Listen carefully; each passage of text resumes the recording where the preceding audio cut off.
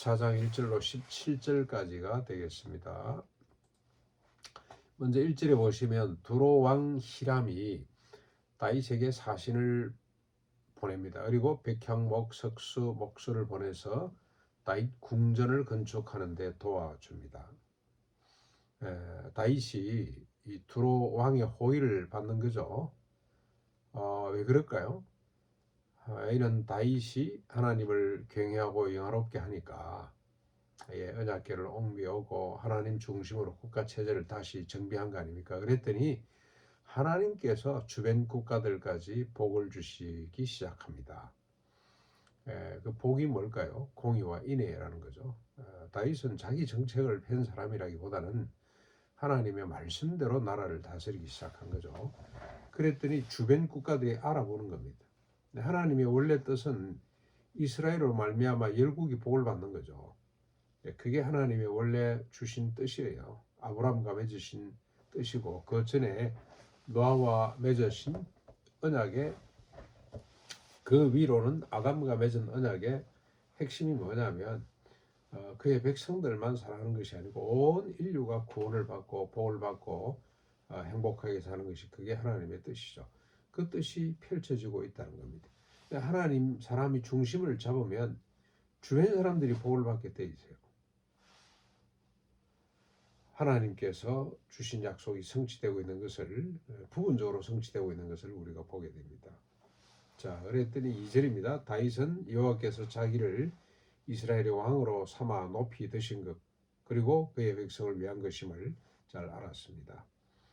이게 아주 중요한 부분이죠. 다윗은 자신의 쥐, 자신의 권세, 자신의 영광이 어디로부터 왔는지 그리고 뭘 위해서 왔는지를 정확히 알았습니다. 모든 것이 하나님께로부터 왔고 하나님을 위하여 왔다는 것. 하나님을 위한다는 것은 곧 백성들을 하나님의 뜻대로 정의와 평화가 넘치는 세상을 만들도록 하는 것이 하나님께서 그를 높이 드신 것과 그에게 권세를 주신 목적인 것을 그는 분명히 알았습니다. 사명의식이죠.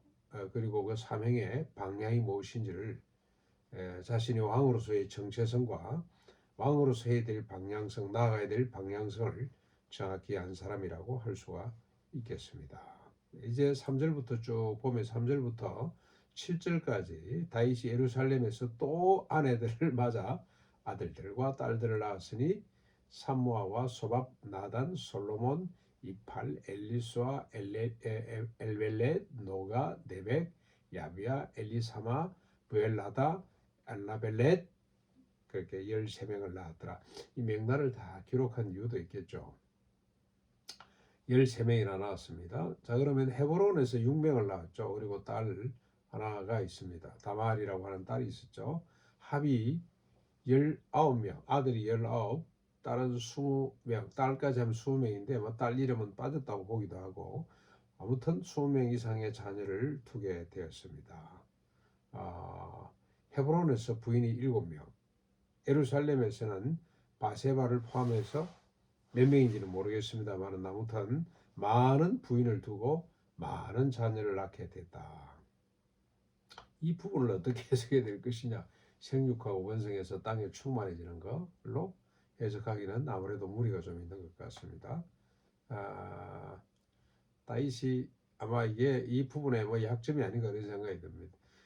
우리 구약의 모세율법에 의하면 일부 일처제거든요, 사실. 근데 많은 부인을 뒀다는 것 잘 이해하기 힘든 부분이기도 합니다. 다윗의 약점으로 그렇게 우리가 이해를 하고 넘어가는 것이 옳겠습니다.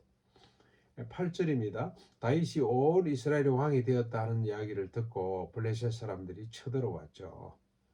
다윗이 대항하러 나가봤더니 이미 러빔 골짜기까지 그들이 쳐들어와 있었습니다. 그러자 다윗이 하나님께 묻습니다. 내가 블레셋 사람들을 치러 올라가야 됩니까? 하고 물었더니 주께서 그들을 내 손에 넘기겠다고 그렇게 말씀을 하시죠. 올라가서 올라가라. 내가 그들을 네 손에 붙이겠다고 그렇게 응답을 해주십니다. 다윗이란 인간을 또 우리가 볼 수 있는데 다윗은 야전에서 뼈가 굳은 사람이죠. 백전백승의 힘을 가지고 있는 사람입니다. 전술 전략에 아주 뛰어났고요. 어릴 적부터 용맹하게 이를 때였고 골리앗을 눕힌 이야기는 우리가 너무나 잘 압니다. 그렇죠? 그럼에도 불구하고 다윗은 전쟁을 앞에 두고 여호와께 묻습니다. 여호와의 허락을 받고 전쟁에 나가는 거죠. 11절 이에 다윗은 그들을 치고 이릅니다.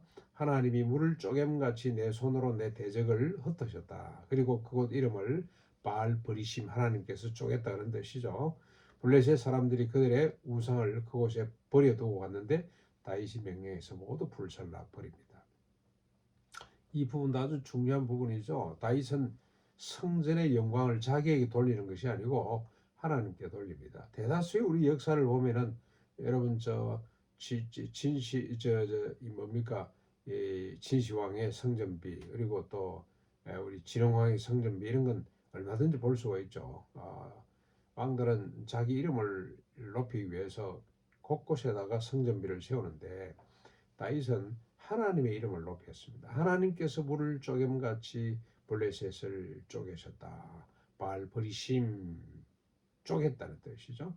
하나님 영광 모든 성전의 결과를 하나님께 영광으로 돌려보내는 사람이 다윗이라는 겁니다. 이것도 쉽지 않은 부분입니다. 뭔가 조금만 우리가 선한 일이 있으면 자기 공으로 자기 그 명성을 내려고 하는 것이 인간의 모습인데 다윗은 철저하게 하나님께 영광을 돌리는 것은 다시 말하면 자신은 아무것도 아니었다. 양의 뒤를 따르는 목동이 지나지 않았다. 나를 이렇게 세워주신 분은 하나님이시다라는 것을 한시도 잊지 않고 있었다는 겁니다. 이제 13절부터 16절까지 마지막 17절까지 쭉 보시면 어떻습니까? 다윗이 전쟁이 발발하자 다시 하나님께 묻죠. 하나님께 또 물었어요.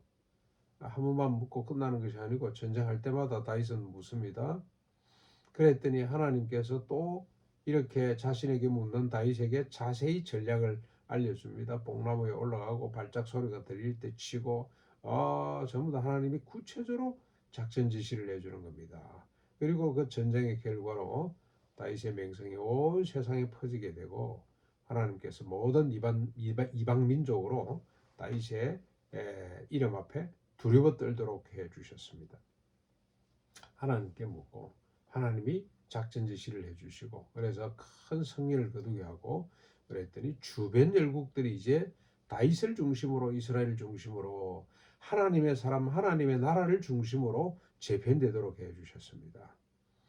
그래서 하나님의 뜻이죠. 모세 율법을 통해서 밝혀주신 것처럼 모든 인간이 이스라엘뿐만이 아닙니다. 다윗뿐만이 아닙니다.